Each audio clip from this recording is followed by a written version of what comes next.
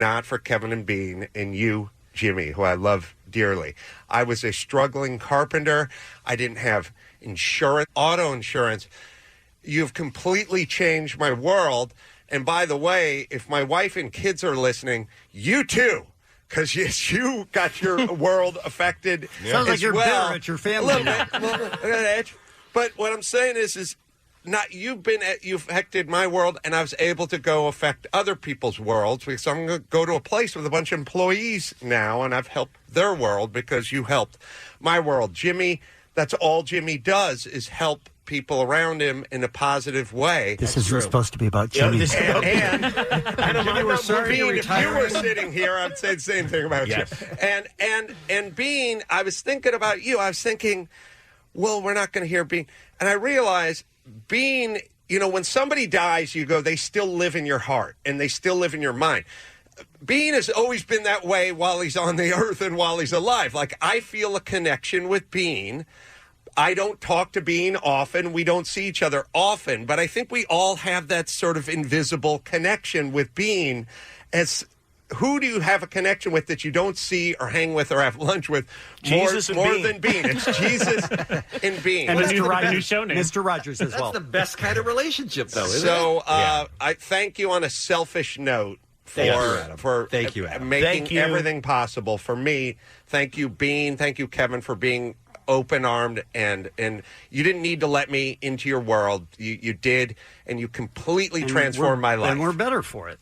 But I would like to say something to Bean, and I put this in an Instagram post, and that is, I don't follow you on Instagram, by the way. I don't know if I was meant to see that. But I don't get the job at K-Rock if it's not for Bean. I don't keep the job at K-Rock if it's not for Bean. Like, there was many, many years right up to, like, today where I didn't think I was enough. And Bean was always so effing solid, knew what he was doing, and I was scared out of my mind. There were many, many years. Honestly, I feel like Bean just dragged me along.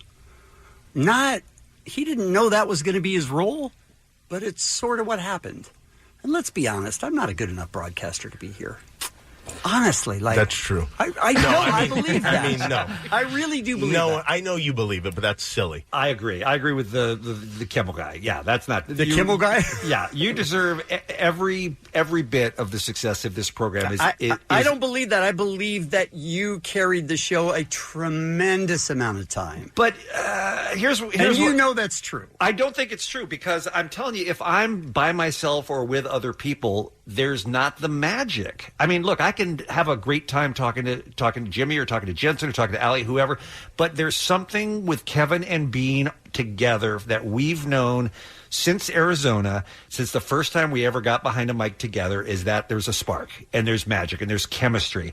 And I've never had that kind of chemistry with anybody else in my whole life. So leave. That's your answer. So my answer is to leave. Lock it in. I think I said this at our Broadcasting Hall of Fame induction a few years ago. I mean, the luckiest, aside from the day I met my wife, the luckiest day of my life would have been the day that I walked into that radio station in Phoenix and met Kevin. And just like when Jimmy and Adam met each other, they certainly could never have known what the decades would unfold after that meeting. It was the same thing with me. And a million years, I never would have imagined that this would be a relationship that would last for more than half my life. I mean, it ends today. There won't be a relationship after this. But it was, people, and this is something else I said in the speech. People have come up to me over the years, and especially young people in radio. They're like, "What's the secret? How the success and the longevity?" And I said, "Do a show with Kevin." That's your answer. What? You want to figure out a way to... That's the worst advice ever. It worked for me. What's wrong with you? Adam Smith is a douche. I don't even know why you would go there. I wouldn't have this job or this career either if I hadn't been lucky enough just to, the stars aligned and we were able to meet each other back then and make it work. And I'll tell you something else, to your point, Jimmy, about how a relationship like this, an on-air thing, is a show is like a marriage. The temperament that Kevin has... is exactly the right temperament to do a job like this where you have to make a million decisions and you're never going to agree on all of them. And we both understood very early on that you have to pick your battles and you have to know what's worth fighting for. And most of the stuff doesn't really matter. And we both are the kind of people, thank God, that are not going to break up over a fight or an argument or a disagreement because we want to work together. And the next day we want to come back and do another great show. So why let any single decision ruin what's great? And I think that that's been also the secret to our success is that we have been, we want to stay in this, so we work together. And it's what happened? Why are you leaving? and look, this is the greatest job in broadcasting, and I get to do it from my house, you guys. And they pay me so much money. And I understand that people can look at it and go, it's so stupid, but it really is just a question of your off-air life versus your on-air life. The on-air life couldn't be any better or more fun, but the off-air life is where I'm looking to make some upgrades, and that's why I'm leaving. Have you told Donna yet? Donna's very excited about going. Oh, she's going away. Okay. So I don't know if you got what you wanted, Jimmy, but I think yes. That, Kevin and I love and respect each other and always have, and we both know how lucky we are to have, hooked up. And did we hook up? I don't hear that. Oh, yeah. Cross paths and you guys work did together. a lot of weird stuff. I want to be honest. When is the last time you told Donna she used to be hot? I mean, really, a husband has to do that every once in a while. No, my wife is still way too hot for me. I absolutely outkicked my coverage. There's no question about that. Well, thank you guys. Thank you got guys. what you came for, Jimmy? Yes. Yes. Okay. And Only 2.5 hours later. And Bean, I will come visit you in a place for Mom. Okay, because that's where I'm going to be where we're living. sending him. And let me say the same thing that I said earlier today, just in case there weren't people listening when when Ralph Gurman called in or some of the other guests that we've had on the show, and that is there's no Kevin and Bean without the supporting cast of which you guys are a major part, and I extend that also to Jensen and Allie. This show doesn't fly without great people working with us. It's not just about us. So thank you for your many years Armenian of comedian. Armenian comedian. Obviously, Yeah. I'm disappointed we don't have him on again today for the last show. To be honest, We'll be hearing a lot of him January 1st. but I know that Adam, you got a bunch of podcasts to go do, and Jimmy, I understand you're on TV in some capacity. Yeah, now, I have so a we show. probably let it. Oh, really? Why did you never mention that to us? We would have promoted it. You seem preoccupied. I want to keep in touch with both of you guys, and we love you, and thank you so much for spending your morning with us here today. Love you, Bean. Adam Carolla and Jimmy Kimmel, you you. guys. Yes. We'll come back with one final segment after this on K-Rock. Armenian comedian, your thoughts? You guys are It's Kevin and Bean on K-Rock. K-Rock. K-R-O-Q. Thanks, Muggs. There's no way I would have hit that. You know that for sure. I got you, dude. Know that for a fact. How great was it of Jimmy Kimmel and Adam Carolla to give their whole mornings to us, right? Amazing. Hey, let's take one call before we play one final song, and let's make it Travis, line 3, La Crescenta. He has been very patiently holding on. Travis, welcome to the Kevin and Bean Show. Sorry for the long wait. We got very busy in here today. What's going on? Oh, boys, it's quite all right. Kevin and Bean Show. How are you? We're Great. great. Thank you. What can we do for you? Hey, I just wanted to say I've been a listener since 95. Of course, every day you changed my life just by listening to the show. But my family had one day in particular where you guys really touched our lives and saved my brother's life. Wow. What? And, it's like I get choked up just thinking about it right now. But it was back in 2007. I have a schizophrenic brother. And he went missing. And he was gone for a few days. And I thought, what could I do? I reached out to Kevin and Bean, and you put me on the air to describe my brother. We put out a missing persons ad for him. And you let me describe my brother and tell his story. And no joke, perfect timing. One of your listeners was at a corner at a stoplight, and he was sitting there on a bus bench. And called it in to K-Rock, and they let us know, and we found him, and he was back home with his family. Wow. I'm glad we were able to play a small part in that. How is he doing now? He's doing okay, Good. He's doing all right. He's safe. That's all that matters. So. Oh, I'm so glad. We don't do stuff like that very often. I'm so happy that we did it for you, and I'm glad that it worked out, and much love to your family, and thank you so much for listening. We really appreciate it. Dean, I can't thank you enough for all the years of joy. I wish you the best of luck to you, and thank you guys so much. Take care. Thank you, Travis. You too. Thank you, Travis. Hey, Bean, my name is Mike. I've been a podcast listener for the past 8 years or so. Almost 2 years ago, I almost made the biggest mistake of my life. I was thinking about taking my own life. I've been an addict for the last 9 years. I've been sober for 4 years now, and I've always battled with depression. When you came on the air last year in April talking so freely about your mental health issues, it made me realize that someone who seems so happy and has such a great life can have the same problems as me. It was really eye-opening. Now I'm 30. I'm engaged. I just got my first house in April, and I just welcomed my son Jackson on October 17th, and he enclosed a picture of his beautiful little boy. I would just like to tell you thanks, because waking up every day and downloading your podcast has brought laughter and put a smile on my face every single day. Thank you for making depression and anxiety so normal for me, and for helping me get up every day. I will deeply miss you and your weirdness. I wish you and Donna the best in London on your second life. We will miss you. That's from Mike. And this is another example of what we were talking about earlier, Kevin, how we have no idea sometimes how the words that we say on the radio impact people on the other side.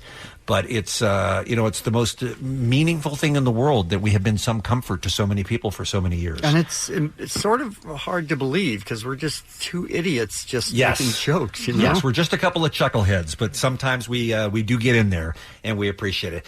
All right, a lot of people have that work here at K-Rock have said, what do you want to do about the music on your final show? Okay, but just before you get to that, we do have 3, 2, and 1 of Moments With. We can do those when we come back. Right? I thought this was our last break, no? Oh, no, we're going to talk after the song, too. Okay. Yeah, we're talking after the song, too. This is where he says he's never leaving? You know that whole thing about me leaving? Not happening. I'll see you guys tomorrow. It's a great show, though.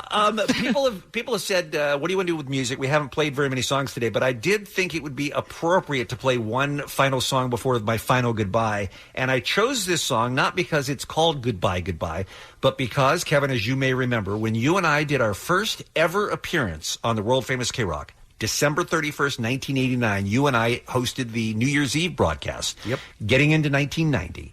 And the last song that we played of 1989, leading up to midnight and the new year and the new decade, was this song that I thought would be appropriate to play today on my last day on the air. The great Oingo Boingo, Goodbye, Goodbye. I know something about the way it's loving, but I'll tell you, baby,